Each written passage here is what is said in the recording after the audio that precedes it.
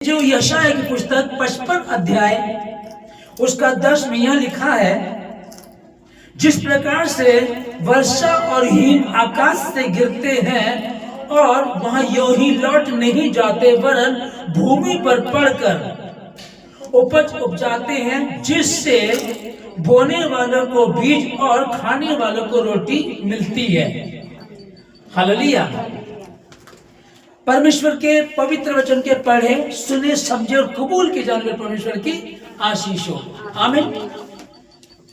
2026 में हम आए, परमेश्वर ने ये वर्ष हमें दिया, हम इसके लिए धन्यवाद। चौथे दिन में और रविवार का दिन जो 7वें दिन कहा रहना हमको परमेश्वर के मंदिर में। जो बहुत सारे लोग ठंड के कारण, काम के कारण, बहुत सारी दिक्कतों के कारण नहीं आ सके, लेकिन इस ठंड में भी जब आप उस परमेश्वर की उपस्थिति में हैं, तभी आपने उस अभिषेक को पाया है। आप नहीं होते तो उसको नहीं पा सकते थे, जो नहीं है वो नहीं पाएंगे।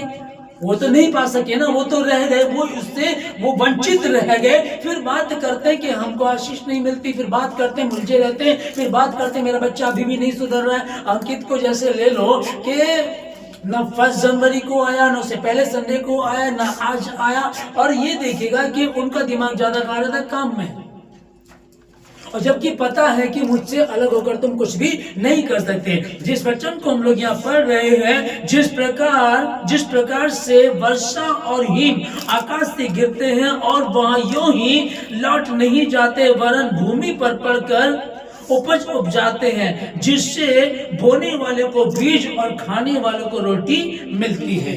आमीन। अब जो 11 में लिखा है उसको ध्यान से समझिएगा।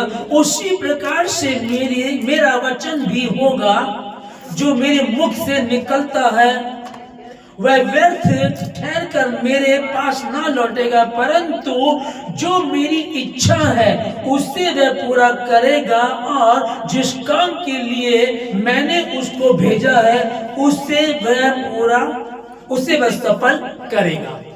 आमीन। उसी प्रकार जैसे आकाश से हिम, बर्फ और वर्षा गिरती है और वहां यूं ही वापस लौट नहीं जाती है, यानी कहा कि बोने वाले को बीज और खाने वाले को रोटी मिलती है। आमीन। बोने वाले को बीज और खाने वाले को रोटी मिलती है, उसी प्रकार से मेरा वचन भी होगा। अब समझिएगा, पहले वचन सामर्थ्य है, बारिश और जो हिम है वो कीमती नहीं है, वो जरूरी नहीं है, वो तो बाद में आए, पहले तो वचन आया। लेकिन परमेश्वर एक उदाहरण दे रहा है कि जैसे तुम लोग जानते हो, इसलिए तुम्हें समझाने के लिए कि आकाश से बारिश गिरती है, हिम गिरती है और वहां वापिस ऐसे लौट नहीं जाती है, पर क्या करती है? बोने वाले को बीज और खाने वाले को रोटी देते। उसी प्रकार से मेरा वचन भी, आमीन, उसी प्रकार से मेरा वचन भी होगा, जो व्यर्थ मेरे पास लौट करके नहीं आएगा, पर जिस काम के लिए मैंने उसको भेजा उसको पूरा करके ही वापस लौटेगा। आमीन। उसे सफल करेगा। अब किस काम के लिए? सब परिश्रम करने वाले बहुत से दबे लोगों मेरे पास हो, मैं तुम्हें विश्राम दूंगा। इसी का वचन बता रहा है। धरती आकाश चल जाएंगे परंतु मेरा वचन कभी भी नहीं चलेगा। जो मसीह में वो नई सृष्टि है, पुरानी बातें बीत गई, देखो नई बातें आ गई है ना। ये किसका? ये उसी का वचन है, और उसी का वचन है कि परमेश्वर ने जगत से ऐसा प्रेम रखा कि उसने अपना इकलौता बेटा यीशु मसीह, ताकि जो उस पर विश्वास करे वो नाश न परंतु अनंत जीवन पाए। ये उसी का वचन है। इसी वचन को वो बता रहा है, और उसने अपने वचन को अपने नाम से अधिक महत्वता दी है। इसीलिए दाऊद कहता है, भोर को, सांझ को, दोपहर को मैं कराहता रहूंगा और वह मेरा शब्द सुन लेगा। इसीलिए बोलता है कि क्या मैं अपनी आंखें पर्वतों की ओर लगाऊंगा? नहीं, सहायता तो मुझे यहोवा की ओर से मिलती है। जब सहायता यहोवा की ओर से मिलती है, उसी पर मैं अपनी दृष्टि लगाऊंगा, और उसी के लिए वो बोल रहा है कि यहोवा चरवाहा मेरा, मुझे कुछ घटी ना होगी। चाहे मैं घोर अंधकार से भरी हुई तराई से होकर के गुजरूं तो भी हानि से ना डरूंगा, क्योंकि तू मेरे साथ साथ रहता है। ये वचन है, और उसी प्रकार से मेरा वचन होगा। जिन वचनों को तुम पढ़ते हो, हे मेरे भाइयों, मसीह में मेरे प्रिय भाई और बहनों, तुम जानते हो मसीह में तुम्हारा परिश्रम व्यर्थ नहीं है। ये उसी का वचन है। हालेलुया। मैंने अपने पुत्र को दिया है और प्रभुता उसके कंधे पर होगी और उसके राज्य का कभी अंत नहीं होगा। मैंने तुम्हें एक पुत्र दिया है, ये उसी का वचन है और उसी के विषय में ये लिखा हुआ है, मैं अपने वचन को भेजूंगा और वो जैसे आकाश से बारिश और हिम, वर्षा और हिम गिरते हैं और वहां वापस यूं ही लौट नहीं जाते, पर क्या करते हैं, बोने वाले को बीज और खाने वाले को रोटी मिलती है। अभी उसी प्रकार से मेरा वचन भी होगा। ये वचन जो फर्स्ट संडे 2024 का पहले संडे जो है, इसमें ये दिया जा रहा है यीशु मसीह के नाम में। मैं आशीष देता हूं कि वचन आपके जीवन में पूरा हो यीशु मसीह के नाम में। पहले इसको आप पढ़ चुके हैं, पहले मैं एक बार इसको मैसेज दे चुका हूं, तो भी आज जो नया अभिषेक है, ताजा है, वो परमेश्वर के वचन को जब जब पढ़ते वो ताजा होता है। आज यीशु मसीह के नाम में जितने इस समय सुन रहे हैं, कि हमने सुना कि जैसे आकाश से वर्षा और हिम गिरते हैं और वापस वहां यूं नहीं लौट जाते हैं, पर जिस काम के लिए मैंने भेजा है, मेरी इच्छा को पूरा करेंगे। बोने वाले को बीज और खाने वाले को रोटी मिलती है। वैसे यीशु मसीह के नाम में आज की बात शुरुआत में आप आशीषित यीशु मसीह के नाम में, और ये वचन आपके जीवन में 30 नहीं, 60 नहीं, 100 गुना आशीष लेकर गए, 100 गुना काम करे और आप बढ़ते जाएंगे यीशु मसीह के नाम में। 25 गया, धन्यवाद परमेश्वर, 25 रहा हमारे पास और 26 में हमने प्रवेश किया, तो इस आशीष को देखेंगे यीशु मसीह के नाम में। एक वचन को पढ़ेंगे, 2 कुरिन्थियों 9:10 वचन लिखा है, अतः जो बोने वाले को बीज और भोजन के लिए रोटी देता है, वह तुम्हें भी देगा और उसे फलवंत करेगा और तुम्हारे धर्म के फलों को बढ़ाएगा। आमीन।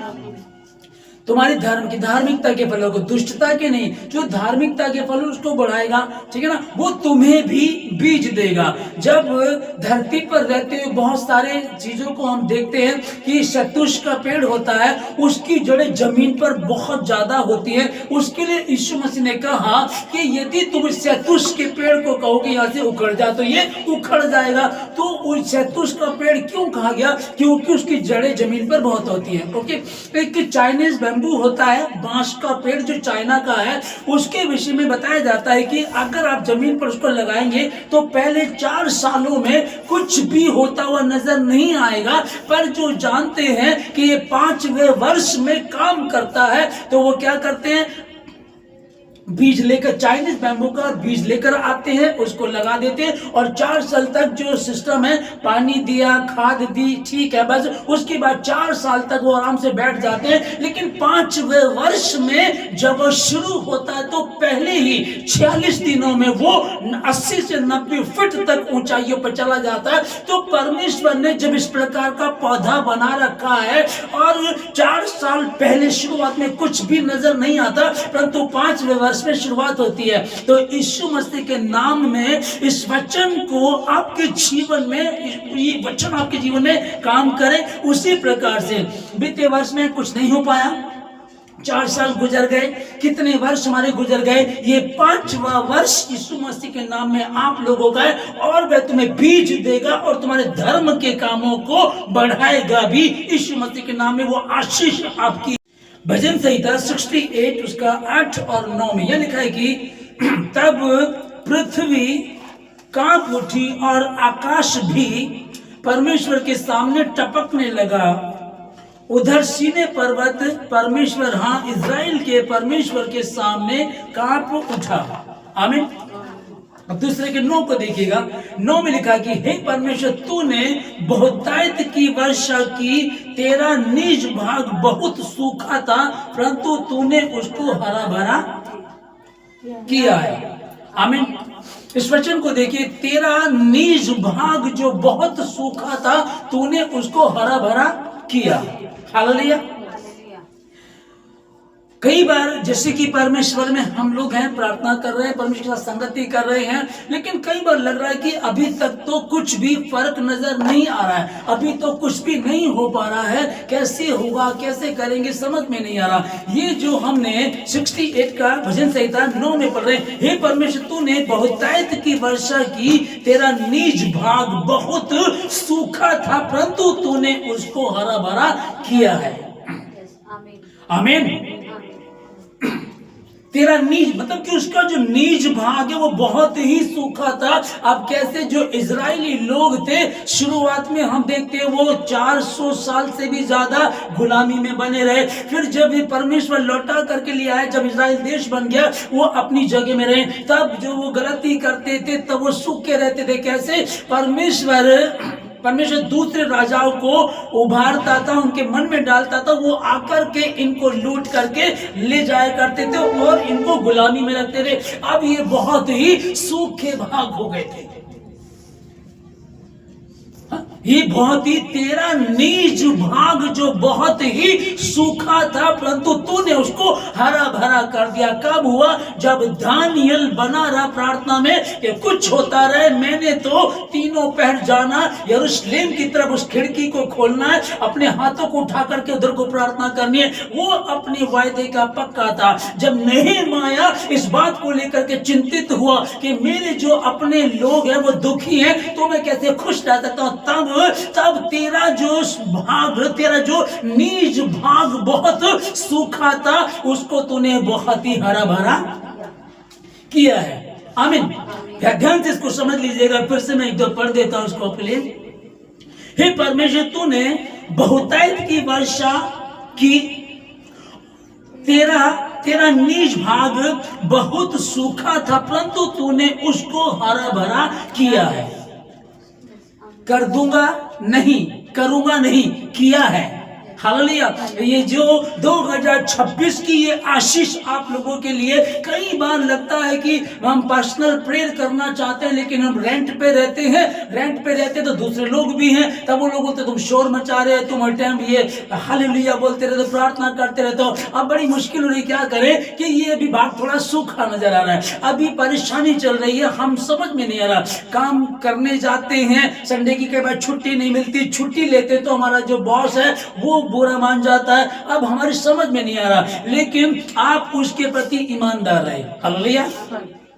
दाऊद जो इजराइल का राजा था वो दिन में 3 बार प्रार्थना किया करता था। दानियल जो गुलामी में था वो भी 3 बार प्रार्थना किया करता था। 2 लोग यहाँ, एक जो इजराइल देश का राजा था वो 3 बार प्रार्थना करता था, एक जो गुलामी में था दानियल बेबीलोन में जो गुलामी में था वो भी 3 बार प्रार्थना किया करता था। अगर हम कहें कि यार बस मन नहीं लगता है, तो गुलामी में होने के बाद भी वो परमेश्वर के समीप बैठता था, और ये राजा होने के बाद भी, दाऊद राजा होने के बाद भी परमेश्वर के समीप 3 बार बैठा करता था।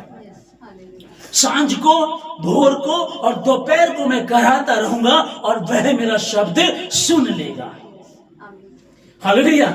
है ना। 600 रुपए की दिहाड़ी एक मजदूर की है, एक व्हाइट वॉश जो करने आता है 600 रुपए की दिहाड़ी है, सुबह आता है और शाम तक लगा रहता है, वो भी 600 रुपए के लिए पूरी ईमानदारी से लगा रहता है, जरा सा हिलता डुलता नहीं तो जो मालिक होता है उसको बोलता है कहाँ जा रहा है, काम करना होता है ना। तो वहां हम लगे रहते हैं, सुबह को जाते हैं, लंच आधे घंटे का फटाफट कर लेते हैं, बीच में हम फोन सुन नहीं सकते, फोन कर नहीं सकते, फोन देख नहीं सकते, क्योंकि हम काम पर हैं, बॉस देख लेगा, सीसीटीवी में हम आ रहे हैं, वहां हम 600 रुपए की दिहाड़ी में लगे रहते हैं, परंतु जब बात परमेश्वर की आती तब हम उलझ जाते हैं। मेरे पास टाइम नहीं था, मेरे पास टाइम नहीं है, तब उलझ रहे ना। अगर यही ईमानदारी 600 रुपए की दिहाड़ी में जो तुम जाकर के काम कर रहे हो, अगर यही ईमानदारी तुम अब भी कर दो, या तुम राजा दाऊद से तो बड़े हो नहीं कि वो 3 पहर प्रार्थना करता था, और ना ही तुम ऐसी गुलामी में हो कि दानियल 3 पहर प्रार्थना करता था, और जब हस्ताक्षर हो गए कि मूर्ति को दंडवत करना, कहता ठीक है जिसको जो करना करो, मैं तो अपने नियम के अनुसार अपने परमेश्वर के समीप बैठा रहूंगा। तेरा नीज भाग जो बहुत ही सूखा था परंतु तूने उसको हरा भरा कर दिया। ये हरा भरा कब हुआ? 25 में कुछ नहीं मिला, परमेश्वर 24 में भी कुछ नहीं मिला, 25 में भी कुछ नहीं मिला, कोई बात नहीं खुदावंद, एक बात हम जानते हैं कि तेरे लिए कुछ भी मुश्किल नहीं है। वो जो तूने चाइनीज बैम्बू पौधा है, चाइनीज बैम्बू जो एक वृक्ष है, उसको भी तूने ऐसा बनाया कि पहले 4 वर्षों में कुछ भी होता हुआ नजर नहीं आता, लेकिन 5वें वर्ष में जब वो बढ़ता है तो मात्र 46 दिनों में वो दुनिया के सारे वृक्षों से भी ऊंचाइयों पर जाता, उसके साथ आगे सब बोने रहते हैं। जब तूने एक पौधे को, मात्र पौधे को ऐसी हाइट दी है, ऐसा विचित्र बनाया, पहले 4 सालों में कुछ नजर नहीं आ रहा, लेकिन 5वें में काम होता है, फिर मैं तो तेरी समानता में हूं। इंसान को तो, मुझे तो तूने अपनी समानता में बनाया, तूने उसको हरा भरा कर दिया। यही 34:26 में यहाँ लिखा, मैं उन्हें और अपनी पहाड़ी के आसपास के स्थानों को आशीष का कारण बना दूंगा। आमीन। मैं उन्हें और अपनी पहाड़ी के आसपास के स्थानों को आशीष का कारण बना दूंगा। हालेलुया। कारण बना दूंगा। यार ये आदमी जब जब हमारे यहाँ आता, मनुष्यत फैला देता है, इसका आने का कारण बेकार होता है। ये बंदा जब जब हमारे यहाँ आता है, हमारे यहाँ आशीष होती है। कारण इतना, मैं अपने पहाड़ी के आसपास के स्थानों को आशीष का कारण बना दूंगा। आप उस पहाड़ी के आसपास के लोग हैं, आपको वो परमेश्वर आशीष का कारण बना देगा।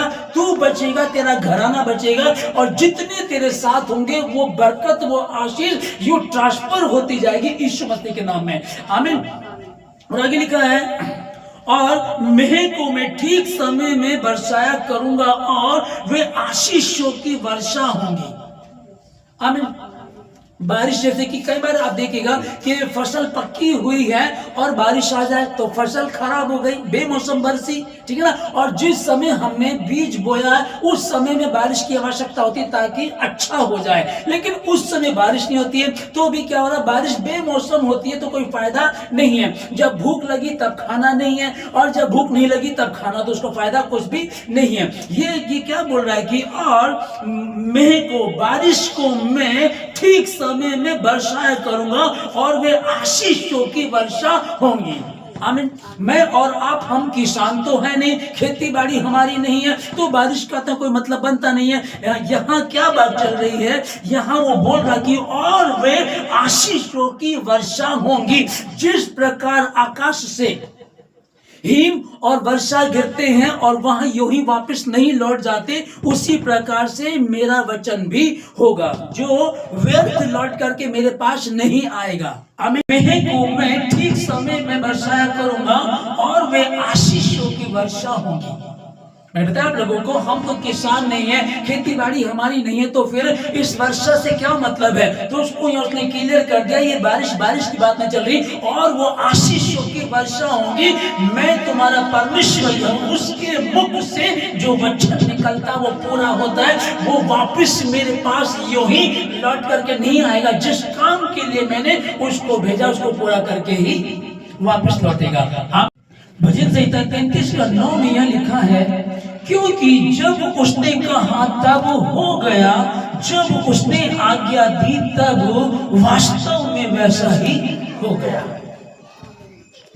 मेरे और आपके जीवन के लिए, मेरे और आपके लिए जो वचन दिया गया, ये जो आज का वचन हम सुन रहे हैं, इस वचन पे जो मनन कर रहे हैं, कि परमेश्वर का वचन बता रहे हैं कि तो तेरा जो नीच भाग था बहुत ही सूखा था, परंतु तूने उसको हरा भरा कर दिया। फिर परमेश्वर ने कहा कि मैं वर्षा दूंगा और अपने आसपास की पहाड़ियों के आसपास के स्थानों को मैं आशीषित कर दूंगा और मैं उनको वर्षा दूंगा। तो प्रभु कौन सी बात चल रही है, कौन सी बात है कि जब तुम परमेश्वर के साथ संगति करते हो, ये तुम्हारे लिए नए वर्ष का पहले संडे की आशीष है। यहोवा तेरे लिए अपने आकाश रूपी उत्तम भंडार को खोलकर तेरी भूमि पर समय पर मेह बरसाया करेगा और तेरे सारे कामों पर आशीष देगा, और तू बहुतेरी जातियों को उधार देगा, परंतु किसी से तुझे उधार लेना ना पड़ेगा। आमीन। ठीक है। तो धरती पर हम लोग जो रहते हैं, अगर बात बारिश की चल रही है, बर्फ की चल रही है, तो उससे हमें तो ज्यादा मतलब नहीं, क्योंकि हमारी तो खेती बाड़ी नहीं है और ना ही हम किसान हैं। तो यहाँ जो बात चल रही है आशीषों की, वर्षा की बात चल रही है कि मैं अपने वचन को भेज करके उनको आशीषित करूंगा। अपने वचन को भेजकर उसने उनको चंगाई दी थी, और अपने वचन के द्वारा ही जितने बीमार आए और जितने दुष्ट आत्मा से ग्रस्त आए उन सबों को उसने चंगा कर दिया। यहाँ जो आशीष की बात चल रही है कि वो लिख रहा है कि यहोवा तेरे लिए आकाश रूपी, यहोवा तेरे लिए अपने आकाश रूपी उत्तम भंडार को, आमीन। कई कैटेगरी होती है। एक सूट आप 3,000 रुपए का भी ले सकते हो, एक 30,000 का भी है, और एक 3 लाख का भी है ना। एक मतलब की कैटेगरी होती है। वो क्या कह रहे, बेस्ट बात चल रही है कि जो मेन चीज है उसके लिए लिख रहा है कि अपने उत्तम आकाश रूपी भंडार को खोल करके तेरे लिए आशीष की वर्षा करेगा, आमीन। और तेरे सब कामों में जिन जिन में तू हाथ लगाएगा, आप ट्यूशन पढ़ाते हैं, आप बिजनेस करते हैं, नौकरी करते हैं, कुछ और काम करते हैं, उन सबों में तुझे आशीष देगा। हालेलुया। अब ध्यान से समझिएगा कि ये वचन है, और मैं आप लोगों को बता रहा हूं कि परमेश्वर हमें इस वर्ष में ये आशीष देगा, इस तरह से बरकत देगा तुझे। तू बहुतेरी जातियों को उधार देगा, परंतु स्वयं तुझे किसी से उधार लेना नहीं पड़ेगा। अब जाति समझ लीजिएगा, बहुतेरी जातियों को, एक स्थान, एक नगर, एक शहर या एक स्टेट की बात नहीं चल रही है, बहुत सारे जातियों को तो तू उधार देगा, परंतु तुझे किसी से उधार लेना ना पड़ेगा। बहुत सारे प्रभु के दासों को मैंने देखा है उधार लेते हुए। कई लोगों को मैंने देखा कि उधार ले लिया, फिर दिया ही नहीं उधार, और जब वो मांगने गया बंदा तो उसके लड़ने लगा। ये प्रभु के दास की बात बता रहा हूं। फिर एक प्रभु का दास है, अच्छी नौकरी भी कर रहा है, उसका फिर कुछ और बिजनेस भी है, उसके बाद भी जब उसको दवाई की जरूरत पड़ी तो किसी को फोन करके बोल रहा है, हेलो, वो एक्चुअली मेरी तबीयत खराब थी और मुझे दवाई लानी, क्या मुझे इतने पैसे मिल सकते हैं? तो उस भाई ने बोला ठीक है आ जाओ। तो वो इतनी दूर से 2-3 किलोमीटर से चल करके आया और पैसे लेकर के गया। अब मैं क्या बता रहा हूं आप लोगों को कि इस वचन को हम पढ़ रहे हैं, परमेश्वर यहाँ बात कर रहा है, यहोवा तेरे लिए अपने आकाश रूपी भंडारों को खोलकर, आकाश रूपी भंडारों को खोल करके, उत्तम भंडार को खोल करके तेरे लिए, लिखा है कि खोल करके तेरी भूमि पर समय पर वर्षा करेगा।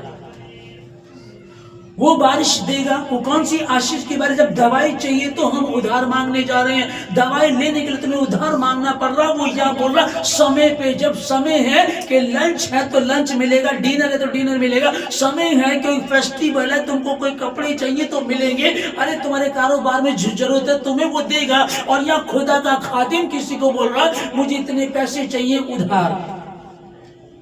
आज मेरी माँ बीमार है, आज मेरी पत्नी बीमार, कितने लोगों से मेरी खुद बात हुई है, फेसबुक से मेरा नंबर निकाल करके कितने लोगों ने मुझसे उधार मांगा है। मैं परमेश्वर के पवित्र स्थान पर खड़ा हूं और कभी मुझे तो खुदा ने ऐसे होने नहीं दिया। क्योंकि मेन बात है, सबसे पहले तो ये है कि फालतू की मेरे अंदर ऐसी बात है नहीं कि मेरे ज्यादा शौक है कि मुझे ज्यादा कुछ चाहिए। परमेश्वर तेरी योजना मेरे जीवन से पूरी हो। पहले जब आप उसके वचन को आदर देंगे तो निश्चय वो आपको आशीषित करेगा। हालेलुया। और बड़ी गवाही ये भी है कि ना किसी का बड़ा दशमा अंश है, और ना ही जब मैं कहीं जाता हूं बड़ी गवाही है कि भैया पैसे की जरूरत नहीं है, आप मेरे से वचन ले लो, मेरा खुदा उसको पूरा कर देगा। आप जानते, मेरे जीवन को जानते, मेरी गवाही को जानते, सब कुछ आपके सामने खुलासा है। लेकिन प्रभु का दास होकर के, परमेश्वर के लोग होने के बाद भी अगर उधार मांग रहे हैं तो लानत हो गई उन पर। वो किसके समान होगा जो हम लोग यहाँ भजन संहिता 1-3 में पढ़ रहे हैं, वह किसके समान होगा? जब जो यहोवा का भय मानते हैं, जो यहोवा के प्रति ईमानदार रहते हैं, जो यहोवा के छाए हुए स्थान में रहते हैं, सुन, जो पुरुष यहोवा का भय मानता वो ऐसी ही आशीष पाएगा। वो किसके समान होगा? वो उसके समान होगा जो बहती नालियों के किनारे लगाए गए हैं। मैं तेरे लिए आकाश मैं तेरे लिए उत्तम आकाश मैं तेरे लिए अपने आकाश रूपी उत्तम भंडार को खोल करके तेरी भूमि पर समय पे मेह बरसाया करूंगा और तेरे सारे कामों पर आशीष दूंगा। हालेलुया। वह तेरे सारे कामों पर आशीष देगा। बात आशीष की लिखिए। अब आज के दिन में आप प्रेजेंट हुए, आप परमेश्वर के मंदिर में आए, अपने आराधना की, आप बैठे खुदा से मांग रहे, परमेश्वर आज मेरे लिए क्या वचन है मुझे बता प्रभु जी। ये आशीष ये तो चाहता हूं मैं कि मैं लोगों को उधार दूं, मुझे लेना ना पड़े, ये तो चाहता हूं, लेकिन ये नहीं चाहता उसके भय में बना रहूं, उसके प्रति ईमानदार हूं, है ना। यदि तू मुझ में बने रहो और मेरा वचन तुम में बना रहे। अभी 1 जनवरी को, फर्स्ट डे को जो वचन था कि यदि तुम मुझ में बने रहो और मेरा वचन तुम में बना रहे, उनके लिए आशीष, तब जो चाहो मांगो तुम्हारे लिए हो जाएगा। उनकी यशाया 55:12 यानी लिखा है कि क्योंकि तुम आनंद के साथ निकलोगे और शांति के साथ पहुंचाए जाओगे। तुम्हारे आगे आगे पहाड़ और पहाड़ियां गला खोल करके जय जयकार करेगी और मैदान के सब वृक्ष आनंद के मारे ताली बजाएंगे। आमीन। अभी क्या चल रहा था?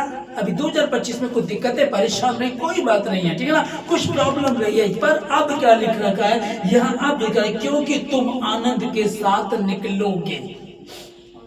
मैं अपने आकाश रूपी, उत्तम आकाश रूपी वर्षा को, भंडार को खोल करके तुम्हारे ऊपर आशीष की वर्षा करूंगा और जिन जिन कामों में तुम हाथ लगाओगे उनमें तुमको आशीष दूंगा और तू बहुतेरी जातियों को उधार देगा, परंतु स्वयं तुझे उधार लेना ना पड़े।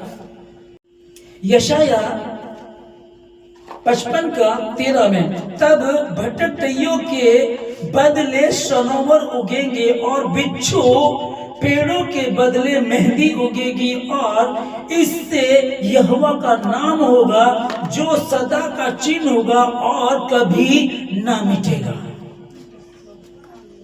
हालेलुया। जो 12 में हमने पढ़ा क्योंकि तुम आनंद के साथ निकलोगे, क्योंकि तुम आनंद के साथ निकलोगे। जो परमेश्वर ने इजराइलियों को वहां से मिस्र की गुलामी से निकाला तो वो वहां से निकले तो वो बड़े आनंद के साथ निकले। आनंद के साथ कब निकले? जब परमेश्वर ने उनको दिखाया कि मैं कुछ भी कर सकता हूं। जब मूसा ने छड़ी डाली तो सांप बन गया। जब परमेश्वर ने 10 विपत्तियों को भेजा, दुखी हो गए, परेशान हो गए। जो पूरे मिस्र में अंधकार रहा, अंधेरा रहा, लेकिन जो उनके बीच में इजरायली रहते थे उनके घर में रोशनी बनी रही। इन चमत्कारों को उन्होंने देखा और जब वो वहां से निकलने लगे तो परमेश्वर ने कहा कि मैं यूं ही तुम्हें वहां से नहीं जाने दूंगा। मैं उनको, तुम्हारे दुश्मनों को इतना मजबूर कर दूंगा कि वो तुम्हें भेजेंगे और कहेंगे ये लो हमारा सोना ले जाओ, ये हमारी चांदी ले जाओ, हमारा जेवर ले जाओ, हमारा कैश ले जाओ। और ये हुआ और तुम आनंद के साथ निकलोगे। आमीन। वहां गुलामी में थे, कुछ भी अल्ले पल्ले नहीं था, कोई इनके पास कैश नहीं था, मजदूरी ठीक से मिलती नहीं थी और ना कोई इनका बैंक अकाउंट था, तो एक बिल्कुल खाली थे, गुलाम थे। जो वहां से चले तो खाली चलना था, लेकिन परमेश्वर ने कहा कि मैं तुम्हें आशीष दूंगा। और ये जो 12 में पढ़ रहे हैं हम लोग कि तुम आनंद के साथ निकलोगे और शांति के साथ पहुंचाए जाओगे। आमीन। आनंद के साथ निकलोगे, शांति के साथ पहुंचाए जाओगे। 25 में यदि खाली जेब थी, 25 में यदि कुछ नहीं था, 25 में यदि प्रॉब्लम थी, 25 में यदि दिक्कतें खड़ी हुई थी, तो तुम आनंद के साथ निकलोगे और क्या होगा? जय जयकार करते हुए शांति के साथ रहोगे, क्योंकि तुम्हारा परमेश्वर यहोवा तुम्हारे साथ है। तुमने किस पे भरोसा किया है? चिंता परमेश्वर पे। यदि उस परमेश्वर पे भरोसा किया तो वही इसको पूरा भी करेगा। अब आगे 13 में देखिएगा, तब भटकइयों के बदले सनोवर उगेगा और बिच्छू पेड़ों के बदले मेहंदी उगेगी और इससे यहोवा का नाम होगा जो सदा का चिन्ह होगा और वह कभी ना मिटेगा। आमीन। भटकइयों ये एक पौधा है जो कांटेदार, विषैली, जहरीला होता है, ठीक है ना। अभी बीते वर्ष में या अब से पहले कुछ प्रॉब्लम चल रही थी कि हम कांटों के समान हो रहे थे। हमें कोई छूता था तो जैसे मानो हम उनको चुप गए हों, हम विषैले जहर की तरह हो रहे थे, हमसे कोई बात नहीं कर रहा था, मतलब आशीष हमारे पास आई नहीं रही थी, आशीष बरकत हमारे पास आई नहीं रही थी। अभी हम कांटेदार विषैले थे। जो इस पौधे के भटक टइयो, कांटेदार विषैले पौधा होता है, ठीक है ना। अब उसके बदले अब क्या होगा, सनोवर, है ना। सनोवर के पेड़ पौधा होगा, और सनोवर का मतलब होता है प्रकाश, सदा का प्रकाश। हालेलुया। अभी तक क्या था, भटकइयों के पौधे जो थे वो बिच्छू वाले थे, कांटे वाले थे और विषैले थे, मतलब जहरीले थे। लेकिन उसके बदले अब क्या हुआ, अब जो इजरायली वहां गुलामी में थे, दुखी थे, परेशान थे, जिंदगी उनकी किसी काम की नहीं थी, बस गुलामी में पैदा होना था और गुलामी ही में मर जाना था। लेकिन जब परमेश्वर की दृष्टि उन पर पड़ी, जब परमेश्वर ने कहा कि मैं तुम्हें आशीष दूंगा, मेरा वचन किसके समान होगा, जैसे आकाश से वर्षा और हिम गिरते हैं और वहां वापस यही नहीं लौट जाते, उसी प्रकार से मेरा वचन भी होगा। आमीन। उसी प्रकार से मेरा वचन भी होगा। और उसने अपने वचन को भेज करके उनको चंगा किया, और वो खुद जमीन पर उतर आया और कहता है कि मैंने अपने लोगों का कहराना सुना है। आमीन। और अगली लाइन जो अगले में लिखा है, और बिच्छू पेड़ों के बदले मेहंदी होगी। बिच्छू पौधा जो खुजली वाला पौधा होता है, आप उसको टच करेंगे तो खुजली हो जाती है, उसको टच करते ही खुजली हो जाती है। आप ये समझ देगा कि हमारा जीवन अभी इसी प्रकार से था कि हम तो बस एक खुजली लेकर के घूम रहे हैं, एक जिंदगी की बस नर्क बनी हुई है, हमसे कोई बात नहीं करना चाहता। लेकिन अब बिच्छू पौधे के बदले मेहंदी के पौधे उगेंगे। हालेलुया। और मेहंदी ठंडक को देती है, मेहंदी ठंडक को देती है, तो लोग ठंडक चाहते हैं। आमीन। यह लिखा है कि और बिच्छू पेड़ों के बदले मेहंदी उगेगी, और इससे यहोवा का नाम होगा जो सदा का चिन्ह होगा और कभी ना मिटेगा। हालेलुया। इससे यहोवा का नाम हो जो कभी भी ना मिटेगा। और उसने अपने बड़े नाम से अधिक अपने वचन को महत्वता दी है। इसी पवित्र शास्त्र बाइबल से मैं और आप आज 2026 के पहले संडे में जिन वचनों को हम पढ़ रहे हैं, उन वचनों में जो परमेश्वर ने हमसे बातें की है, पहला वचन जो हमने पढ़ा था कि इस तरह से बारिश होगी, और दूसरा जो हमने पढ़ा था कि वो बीज देगा और उसको तुम्हारे धर्म के बीज को बढ़ाएगा, और तीसरा जो हम पढ़े, क्योंकि जब उसने कहा तब वैसा ही हो गया। हालेलुया। जब उस परमेश्वर ने जैसा कहा वैसा ही हो गया, वास्तव में वैसा ही हो गया। और जब ये वही परमेश्वर कहना, तो इसे कोई टाल नहीं सकता। और तू उधार देगा, किसी तुझे उधार देने की आवश्यकता नहीं पड़ेगी। मैं अपनी पहाड़ी के आसपास के स्थानों को आशीषित करूंगा और वो धन्य होंगे, और वो आशीष दूसरों तक पहुंचेगी यीशु मसीह के नाम। जब अय्यूब की किताब को पढ़ते तो अय्यूब के साथ लंबे समय तक, है ना, तो 9 महीने तक उसके साथ लंबा स्ट्रगल चलता रहा, उसकी इम्तिहान चलता रहा, सब कुछ उसका नष्ट हो गया। लेकिन वो उस आखिरी शब्द को सुनना चाहता है जो अय्यूब ने कहे थे अपनी पत्नी को, कि मैं अपनी माँ के गर्भ से नंगा आया था, नंगा ही चला जाऊंगा। क्या मैं लेकर के आया था कि मैं लेकर के क्या जाऊंगा। आमीन। परमेश्वर ने दिया, परमेश्वर ने लिया, परमेश्वर का नाम धन्य हो। आप समझिएगा, सपोज कीजिएगा कि ये $1 है, ये 1000 का नोट है। ओके, 1000 का नोट है ये, और मैं कहूंगा कि कंपनी में कहा गया कि इसे कौन लेगा, तो सबों ने हाथ बढ़ाया, मैं लूंगा मैं लूंगा मैं लूंगा। ओके, बाद में उस नोट को ऐसे कर दिया गया, बोला ठीक है अब इसको कौन लेगा, तब भी सबों ने हाथ खड़ा किया।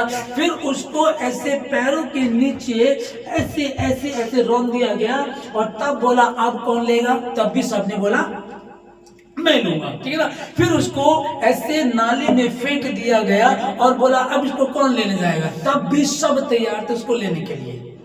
हालेलुया। ठीक है ना। अब ध्यान से समझिएगा कि मात्र 1000 का नोट है जिसको लेने के लिए हर आदमी तैयार है, हर आदमी तैयार है, कोई भी मना नहीं कर रहा। चाहे वो करारा नोट है, चाहे वो पुराना नोट है, चाहे वो भिखारी के हाथ में था, चाहे फटा हुआ है, चाहे वो किसी जुआरी के हाथ में था, उससे सब लेने के लिए तैयार है। क्या इसकी कीमत कम हुई? करारा डबल में चलना था, जो भद्दा हो गया वो कुछ घट जाएगा, कुछ घट जाएगा, उसमें उतने का ही रहेगा ना। आप समझिएगा 1000 का नोट भी अगर है, 1000 का डॉलर भी है, उसे कुचल दिया गया, उसको नाले में फेंक दिया, उसे जूते से ऐसे मसल दिया, तो भी उसकी कीमत उतनी ही है, कम नहीं है। आमीन। आपकी कीमत कम हो सकती है, आप पर परमेश्वर के सिग्नेचर है। जिस समय परमेश्वर ने आपको बनाया था, आपको आशीषित किया था। आओ हम मनुष्य को अपनी समानता में बनाए, किसी भली वस्तु की घटी होने नहीं दी। पहले तो परमेश्वर ने वाटिका को बनाया था, उसके बाद परमेश्वर ने आदम को बनाया। पहले पेड़ पौधे मछली फ्रूट सब कुछ तैयार कर दिया, उसके बाद परमेश्वर ने आदम को बनाया था। अब सोचिए, क्या मेरे और आपके लिए वो सब आशीषें नहीं हुई? क्या वो बरकतें नहीं है? हालेलुया। क्या आपके बच्चे नहीं बदलेंगे? क्या आपका कारोबार चेंज नहीं, मतलब आशीषित नहीं हुआ? क्या आपकी नौकरी नहीं लगेगी? क्या आप हमेशा फेल होते रहेंगे? तुम बैठे किसके नजदीक हो? बस इस बात पर थोड़ा सा विचार, मैं बैठा किसके नजदीक हूँ? मैं हूँ कौन? पहले मैं जान लूं कि मैं हूँ कौन। क्या मैं परमेश्वर का हूँ? क्या वाकई परमेश्वर ने अपने हाथों से मुझे बनाया? इस वचन को हम पढ़ रहे हैं, क्या वाकई ये सच है? क्या ये सच है, या फिर यूं ही हम लोग बस ऐसे ही बस टाइम बर्बाद कर रहे हैं, टाइम पास कर रहे हैं? नहीं, ये सत्य वचन है, लेकिन उन्हीं के लिए जो उसको लेने चाहते हैं। 2 लोग 1 जनवरी को 2 लोगों की बात चल रही थी। एक वो है जो दुष्ट हैं, हवा से पवन से उड़ाए जाते हैं, और दूसरा जो पहले में आता वो है जो यहोवा का भय मानता है, व्यवस्था पर मनन करता है, और वो ठट्ठा करने वालों की, व्यभिचारियों की, गलत संगति में नहीं बैठता, उनके मार्ग पर नहीं चलता है। वो किसके समान होगा? मैंने बताया आप लोगों को, प्रभु के दास ने मेरा नंबर फेसबुक से निकाल करके मुझसे उधार मांगा है। पास्टर जी ऐसे दिक्कत हो गई, पास्टर जी ऐसे दिक्कत हो गई, वो दिया नहीं दिया वो बात की बात है, ऐसे मांगा। एक कह रहा कि मेरी माँ मरी पड़ी है और उसका अंतिम संस्कार करने के लिए मेरे पास पैसे नहीं है। एक कह रहा है कि मैं कहीं सेवा के लिए गया था, किसने मुझे फोन करके राजस्थान से दिल्ली बुलाया, और बुलाने के बाद उन्होंने मुझे किराए का पैसा भी नहीं दिया। एक कह रहा है कि मेरी तबीयत खराब है, मैं बीमार हूं। ये अभी इसी वर्ष की बात बता रहा हूं मैं आपको, मैं नाम नहीं बोल रहा, उसका इसी वर्ष की बात बता रहा हूं। फोन करके वो कह रहे हैं कि क्या 1000 रुपए हो जाएंगे क्या? और बढ़िया बंद, मैं कहूं 20,000 से कम बंदे की तनख्वाह नहीं होगी। आप बताइए फिर कि श्राप कैसे आता है? आशीषित कैसे होंगे? आशीष कैसे आएगी? तुम कौन से वाले हो? पहले ये समझो। मैं 1000 का नोट कोई बात नहीं, कुछ ला गया। देखो दिक्कत परेशानी सब पर आती है, ऐसा नहीं कि उधार लेना गलत है, लेकिन मैं ये कह रहा हूं कि आप ऐसे समय में उस परमेश्वर की महिमा को खराब कर रहे, उस परमेश्वर की बेइज्जती करा रहे। तुम उसके समान हो जो बहती नालियों के किनारे लगाया गया और जो अपनी रीतों में पनपता है। मैं ठीक समय पे वर्षा दिया करूंगा। बीमारी पहली बात तो होगी नहीं, अगर होगी तो दवाई के पैसे भी तुम्हारे पास। प्रभु के दास की बात बता रहा हूं मैं, दासों की बात बता रहा हूं लोगों को कि वो, मैं क्या करूं आप लोगों को कि बच्चा अगर पड़ोस में जाकर के कहे कि मुझे भूख लगी है, रोटी दे दो, तो क्या समझ में आएगा इसकी मां ने इसको खाना? किसकी तौहीन है? इसकी पर माँ बाप की ना, किसके माँ बाप इसको नहीं दे पाए होंगे। और हमारा परमेश्वर कह रहा है कि मैं तुझे आशीषित करूंगा, मैं तुझे बरकत दूंगा। हो सकता है कि बिच्छू पौधे रहे होंगे, हो सकता है कि दिक्कत रही है, कोई बात नहीं है, पर मेहंदी उगेगी।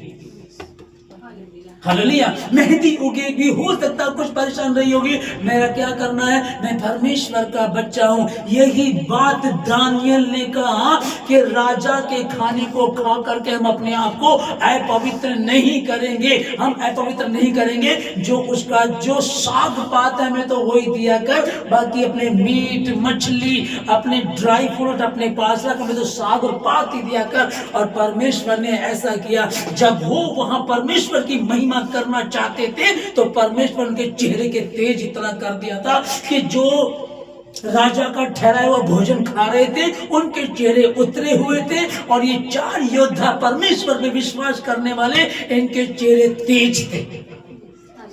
आमीन। या तो ये वचन झूठा है या तो सच्चा है। अगर ये सच्चा है तो उसमें बने रहो, उसके समीप बने रहो। तू मुझे आशीष दे चाहे ना दे, तू ही मेरा खुदा है। तेरी निंदा में अन्य जातियों में नहीं कराऊंगा। और ये सुन करके अन्य जाति के लोग आशीषित होंगे, तुम्हें देखेंगे कि तुम यहोवा के कहलाते हो। ये जो उधार मांगते फिर रहे, ये यहोवा के कहलाते हैं। ये जो उधार मांगते फिर यहोवा के कहलाते। मैंने क्या कहा, उधार लिखना गलत नहीं है, लेकिन आप हमेशा तक, हालेलुया, मैं कौन हूं, मैं अद्भुत रीति से, भयानक रीति से बनाया गया हूं। परमेश्वर में आने से पहले हो सकता है कि मैं कुछ कमजोर था, ना समझता, दिक्कतें थी, कुछ गरीबी थी, कुछ लाचारी थी, कुछ शर्मिंदगी थी, कुछ हमें नहीं पता था। लेकिन जैसे ही हम परमेश्वर में आए, आप समझिएगा, जब तक अंधकार में थे, घर में लाइट नहीं थी, घर में घुसते थे, घुसे और वो बेंच रखी है, वो लग गई, इधर को गई, इधर को सर लग गया। तब जब तक अंधेरा था तब लग गया, ठीक है, हो सकता था, अंधेरे में थे। लेकिन जब रोशनी में आ गए, उसके बाद भी तुम जाते हो, फिर तुम्हें बेंच लग गई, फिर तुम्हें दीवार लग गई। इसका मतलब आप अभी भी रोशनी को पहचान नहीं सके।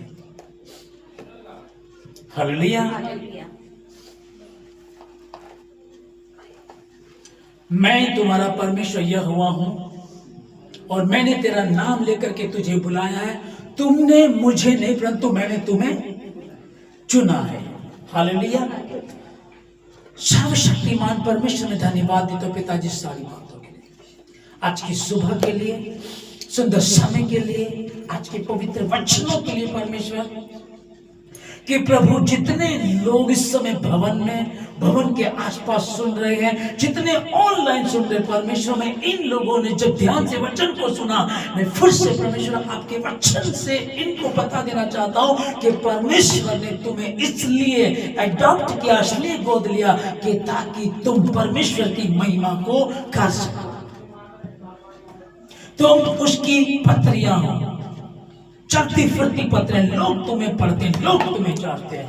मेरे प्रभु इन सबको आशीषित करें। अभी तक भी यदि ये अनजाने में, जाने में गलती कर रहे थे, तो प्रभु जी इनसे बातें करें, इनको धोकर के सिद्ध करें। और आज के वचन के द्वारा परमेश्वर ये बहुत ऐसे आशीषित हुए हैं परमेश्वर, और इस बात को जान लें कि परमेश्वर ने कहा है कि मैं अपने पहाड़ी के आसपास के स्थानों को आशीषित करूंगा, ठीक समय पर उनके लिए वर्षा किया करूंगा, और वो वर्षा आशीषों की होगी।